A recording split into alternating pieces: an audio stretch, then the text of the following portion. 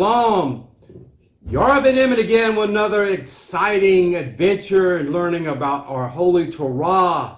Yes, the Torah Watchman's here is sounding the alarm. The Torah Watchman show.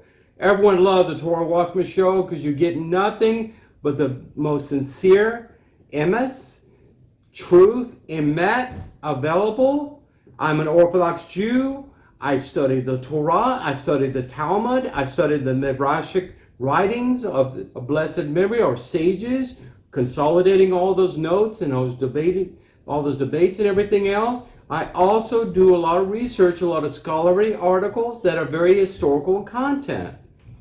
The title of this Torah Watchman edition is, What Does the Talmud Say About Jesus the Nazarene? I already did a podcast on this, but I found additional information it's worthy of doing a video representation, right? Some people like videos, depending on bandwidth and areas throughout the world. You may have low bandwidth, you may like audio, low bandwidth, or videos if you have access to Wi-Fi and high-speed internet. Anyway, not germane. Baruch Hashem, Todah Rabbah, thank you very much for coming into my home, and so I can partake to you something truly exciting, truly interesting, if not perhaps scandalous. Yes. You know? I'm going to read you something. It's an excerpt from the Talmud Sanhedrin. The chapter is around 43a through section B. Now, for those people that are Nohites, Christians, who are not observant Jews like me, if you're observant Jew, you know exactly what the Talmud is. You read it in yeshiva, for years. But anyway, and you read it at your shuls. God bless you. But this is an Art Scroll Talmud. This is a Sanhedrin, and this is where this information is coming from. Give you some context on the Talmud. It's a Babylonian Talmud, and it was codified between the 3rd and 7th centuries. Quite a bit long ago. Of course, there were a lot of copious notes, scrolls and parchments, things that were completed and notated throughout the ages while the Jews were in Babylonia. Yes, a long time ago. Around 600, I would say, BCE, not germane. So when the Jews were in Babylon exile, they began writing the Babylon Talmud. It was wrapped up and finished around between the 3rd and 7th century, which also included a smaller Talmud edition known as the Jerusalem Talmud. Okay? So now we have context for Sanhedrin 43a. So the Mishnah teaches that a crier goes out before a condemned man. Okay? You heard about town crier? Yes. So when someone is condemned of a crime, especially capital crime, you could read about this in the holy books of Moshe, the 5 books of the Torah. Bamidbar gets into a lot of that. Vayakra, Leviticus talks a lot about this, about capital punishment, about you need at least 2 witnesses before you go before the high priest, before you go before the judges of the nation of Israel. There's a lot of arbitrators there. Listen, capital punishment was not carried out very often in ancient Israel. It's not something that God ever wanted for the Jews to have to implement, but it was some very serious crimes that were unforgivable and you could not atone for through a burnt offering or charity, whatever, including murder. But another capital crime I'm discussing is necromancy and sorcery, especially a Jew partaking in this, okay? Think about Balaam the false prophet and all the mischief he did with the priestess of Midian, the king of Midian, all the curses he tried to impart upon the Jewish people. Pinchas, the great-grandson of the Kohen Gadol, Aaron, elder brother of Moshe, he actually was tasked to go out, among others, believe it or not, a Levitical priest, go out and to execute Balaam and all his followers for the capital punishment. It applies to Gentiles that are involved in Jewish affairs, causing mischief, causing the adversary to come about and prosecute virtue among every man's heart You heard about plagues and pestilence, disease. This is the unfortunate outcome, okay? So the Mishnah, which means a summary or synopsis of Talmudic writings. A condemned man gets a last will and testament. He gets witnesses. He gets go out before the public, announcements and things like that before the crime is the execution is ever carried out. Okay, to be fair, and God is very fair. So this indicates that it is only before him. While I am translating from Aramaic here, while he was being led to execution, and that yes, the crier cries out, but from the outset, before the accused is actually convicted. So say if a brick or structure or something high on top of a house, and say it was the mortar had come loose, and someone was underneath that mortar, and I already did a Torah Watchman video on this, not going to get into too much detail, but what if it inadvertently fell during a storm or something and fell on someone and killed them or seriously injured them? You know, these kind of things or accusations, were plentiful during that time. They're plentiful in the times of Israel. Even in time 2,000 years ago, when the Sanhedrin, the government, the Pharisees and Sadducees, during the time of Jesus, they had governors there. They were limiting capital punishment back in Roman Empire times because they didn't have the final rule and law of the land. But anyway, people had rights. Witnesses were needed, at least 2 witnesses, and they had to go before judges, like a court system. Okay. So they were accused of a high crime, okay? The Gemara, which provides halakha, or Jewish governance over these kind of things, as far as how, the number of judges for different courts for different crimes. For more serious crimes, more complex crime, you have more judges. Okay, so the Gemara raises a difficulty, but it isn't taught in the Barata, okay? This is a very specific subsection in the Sanhedrin. Tractate, Talmud tractate. So on Passover Eve, they hung the corpse of Jesus the Nazarene. I'm going to repeat this. On the eve of Pesach, the eve of Passover, a fellow by the name of Jesus the Nazarene was hung. I guess hung from the neck or something similar to that, or suspended on a pole or stake. I don't know. Okay. Not crucified, but he was hung, okay? Hanging was done in the Wild West in the United States in the 1800s. I mean, early 1900s too. It was a form of capital punishment. But Jesus of Nazarene, first of all, is not the Jesus as a Christian that you know and love that lived 2,000 years ago during the time of King Herod II or King Agrippa, okay? It was another Jesus, and the name Jesus was a very, very popular name among Jews. Of course, you didn't say Jesus, you said Yeshua or Yeshu or something similar like that. Like Joshua, for instance, is Yahshua, which all means something of God or the salvation of God, okay? Don't want to get into too much detail there. But a fellow by the name of Jesus, incidentally, around 72, 75, before the Common Era. This story took place right at the time when the Roman Empire was invading Judea at the very ending of the Maccabean dynasty era. Okay, brief period of independence, Hanukkah, and all that. So he was stoned, and then when he died, they hung his body on a pole. He was stoned first and hung the corpse on a pole for public display. Okay? Why? This is very unusual, and as far as I know, in the Torah and the prophets of blessed memory, the Talmud, this is not a crime that occurred every day. It's like once in a million kind of incident that happened. It was that severe. But it was interesting, for 40 days, the accused was given a time, I guess they're arrested, put in prison or whatever, in chains or whatever, to be able to find witnesses, to for an acquittal, to say he was falsely accused.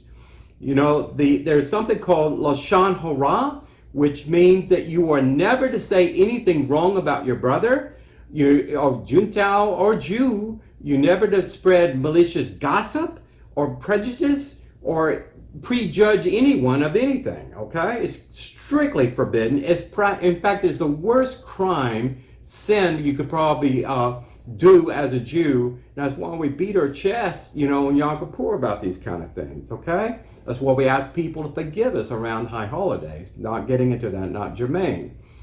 So, but he was publicly proclaiming.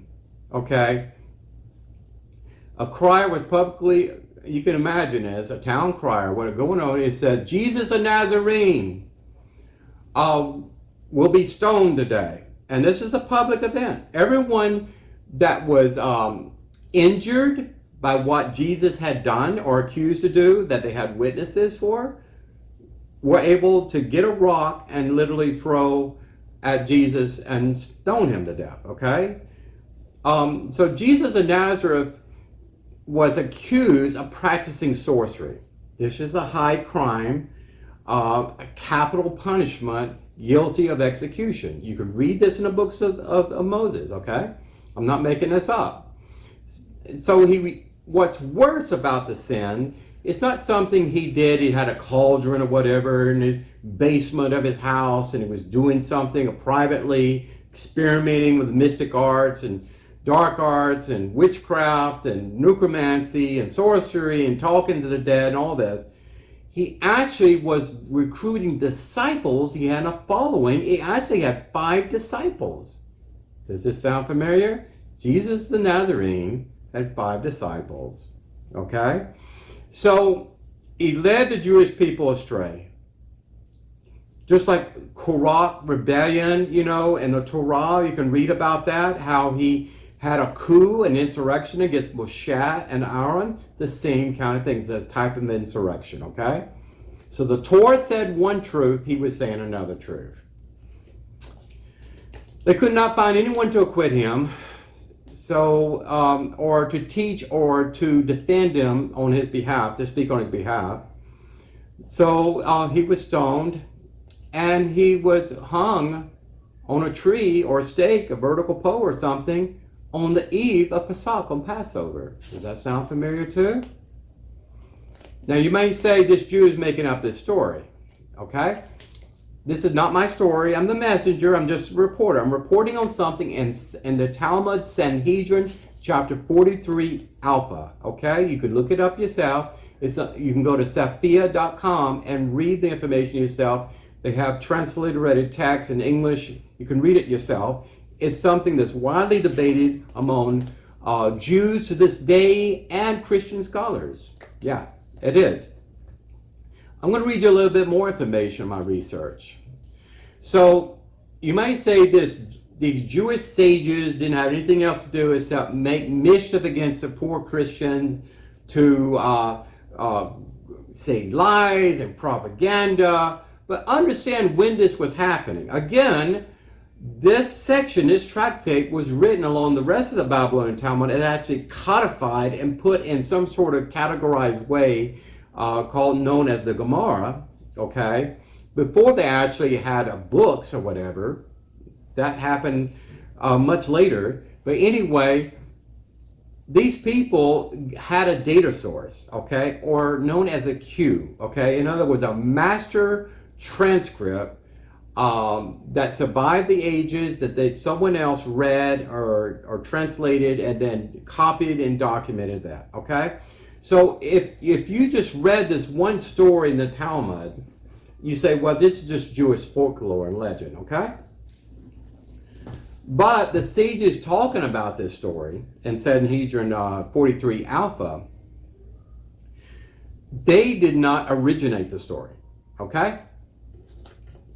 A Greek philosopher by the name of Celsus, you hear about Celsius, metric system. He was the last great philosopher of his time. He lived in a time of Origen, a very early church father. They were debating the divinity of Jesus, JC. For those people who don't like to hear that word. Just joking. But they were debating the divinity of Jesus. Was he divine? Was he the Son of God? Was he a real Messiah? Was he someone who's really prophesied in the book of Isaiah and the prophets and all this? So they debated this. But understand, Celsus was I would say, unbiased Greek philosopher. He was not a Christian. He was not a Jew. He was Greek, okay? So he's heavily impacted in his theological, philosophical belief system by the paganism that was present there in the Greco-Roman world of that time, roughly 2,000 years ago. But he was known as a monotheist, believe it or not. He believed in one true God. He actually believed everyone was created by a divine God, okay? He also believed he didn't breathe in the original sin like Apostle Paul taught in his letters, the epistles or whatever, or the Gospels. He didn't believe in that. He believed that God created evil. This is what Jews believe in. So he was impacted by Jewish thought. He was impacted by early Christian thought, even though back then they didn't even call the disciples of Jesus Christians. They were known as Essenes or Nazarenes. Yes, they were just known as followers of Jesus or whatever. But Celsus adds a little bit more flavor in detail to the story I just quoted from Sanhedrin 43a. What he says, he was passing on historical information from something known as the Great Divine, I believe, the Great Divine. That source had perished, okay? It was not preserved because it was considered later on as heretical. And you know what happened back then, that if you were in control of your new Christology, a theology or whatever, you want to burn all the other things that put you in ill repute, okay? And that's exactly what happened. So quoting from Origen, who actually documented a debate he had with Celsus, this comes from Origen and the early church father, okay? Who believed Jesus was divine, okay? So he said Jesus came from a Jewish village, from a poor country woman who earned her living by spinning, like weaving, that kind of thing, netting, things of that nature, maybe making fishnets. Because this was in Nazareth, and it was a one-horse town, very illiterate people there, very poor people that lived along the Sea of Galilee, okay? So it was interesting, she was driven out by her husband, who was engaged to her. There's a Jewish woman here, and she was accused of adultery, okay? Our husband, or her husband, at that time when Jews are engaged, are essentially considered married, they had a Tanaim engagement ceremony. His name was incidentally known here as Joseph. Does this sound familiar? So, and the lady's name was known as Miriam, okay? Another name for Mary. You see where I'm going, okay? So this carpenter found out his wife was sleeping around with him, and she was accused of adultery. He did not want to stone her, so the best thing he left home, okay?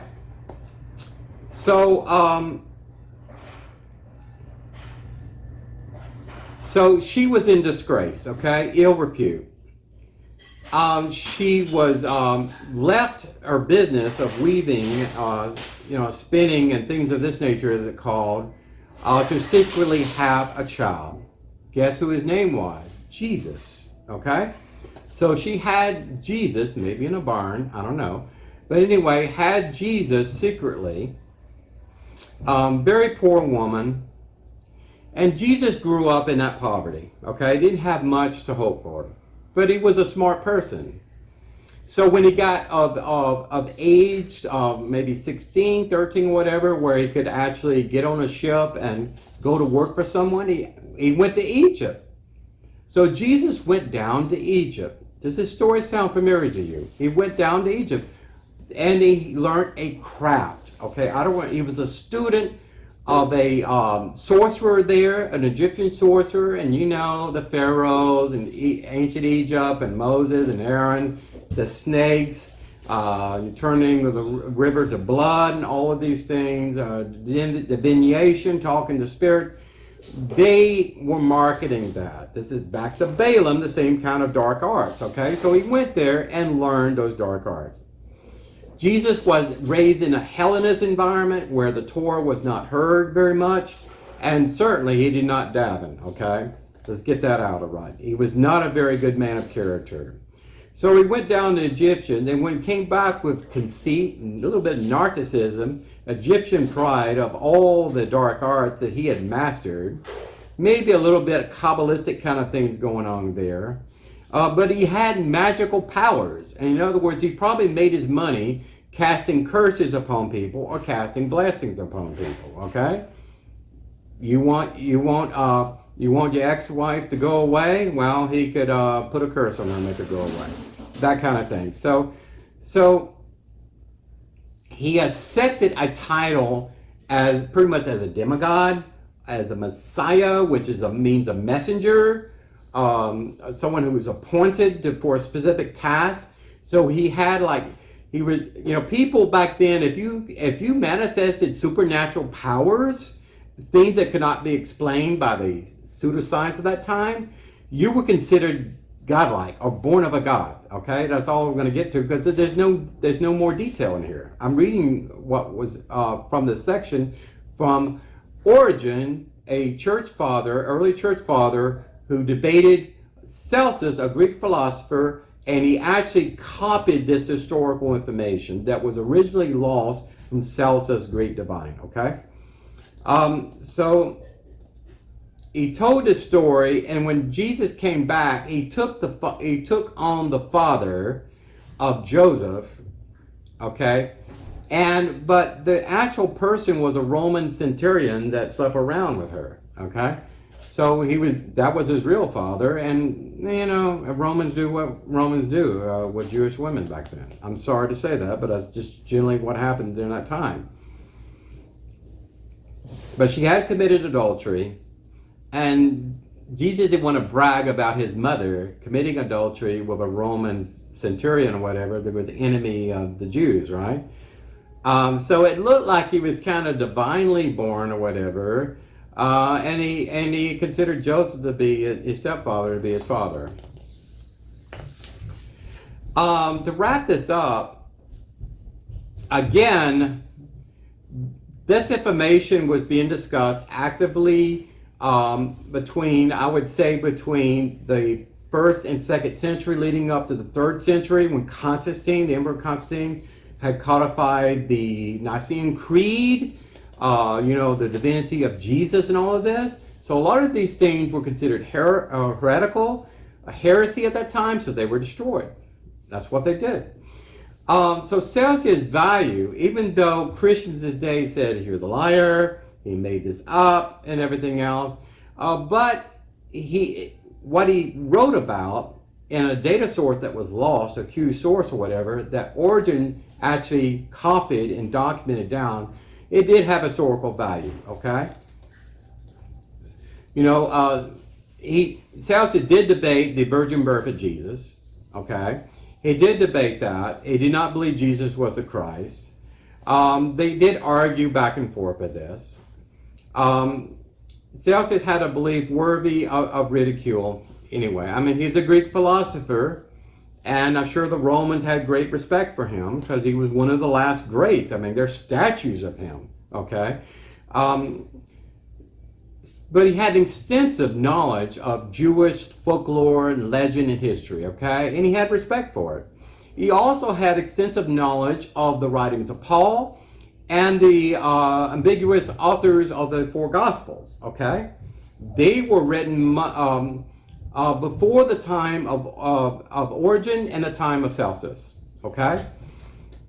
I like this comment here in conclusion. Nevertheless, it is evident that Celsus is a rich source of pagan and Jewish polemic against Christianity, okay? And to a lesser degree, it's Christ, you know. Without Christianity, JC and all this, it's not Christianity, right? So indeed, among pagan authors, Celsus is unique in relaying both Jewish and Greco-Roman objections to Christianity. This is known as polemical, okay? So here I'm at now. I am out of information. I've just told you something. You know, in the book of Gospel of Mark, was written about 67 CE, okay, Common Era, did not talk about the virgin birth of Jesus at all. When it first started, Jesus was baptized by John the Baptist or whatever as a grown man. Okay, then he has a passion narrative where women went to the tomb or whatever, didn't find Jesus' body there, and they ran away in fear and dropped it there. Later on, bishops added 12 new verses to the ending of Mark because they didn't have a good ending. But what's interesting, and I'll bring this to a closure, I promise. In the books of Matthew and Luke, they actually copied almost verbatim the story of Mark and then added a virgin birth narrative at the beginnings of each book. So if you read Matthew and Luke and you said, oh, I read this before, I read this in Mark, yeah. But I'm just saying, this story of Jesus Nazarene is mentioned in, there's a lot of things that are not in the Talmud, but this is, because it was a Jew that's accused of capital crimes worthy of being stoned and then hung as a public display of never do this again, okay? So, again, the Jewish sages do not say anything that they don't believe was absolutely true. They trusted the data source they received. They probably read the so-called Great Divine or whatever that Celsus had his book, or it was actually a parchment, a scroll. They actually read this information. There's something known as a Q source, okay? Tobias Singer, Rabbi Tobias Singer, he's an apologist for all things Jewish against Christian contamination of the Bible, a Jewish Bible, and converting Jews, vulnerable Jews around the world. He talks about this Q source. I believe this Q source is none other than what Celsus and the rabbis who wrote Sanhedrin 43 Alpha quoted. That's an event that occurred between 72 and 75 before the Common Era. Fascinating? Listen, I'm not saying anything that is untrue based on the information I'm reporting to you, because I am quoting to you my sources, okay? You can go to Sophia, you can go to Google, you can go to Bing, you can look up what the Talmud says about Jesus the Nazarene. You can read this yourself. You can go to Sophia and read the Talmudic section in Sanhedrin 43a. Read it for yourself, then make your final judgment. I apologize if I offended anyone here. That's not my job. My job is to report to you interesting, exciting, historical things that we should actually consider that has a grain of truth in it before we go off in some cult, Jim Jones cult, and end up in Guyana and drinking Kool-Aid laced with cyanide. You know, I'm just trying to help, and I love you. So y'all, ben-Emmett signing out. Please share this video with everyone you know. I appreciate all the subscribers I have. Please let people know, create a Google account, log in, and subscribe and personally notify. And I really appreciate your feedback. I have not received a lot of feedback over some likes and a couple comments. But please, my email address is there. You can email me any questions you have about this, okay? Shalom Aleichem. Remember, Isaiah chapter 43, verse 10 and 11. God is one God and God alone. He does not share his glory with anyone. And God is your Yeshua, your Savior. I didn't make that up either. Take care.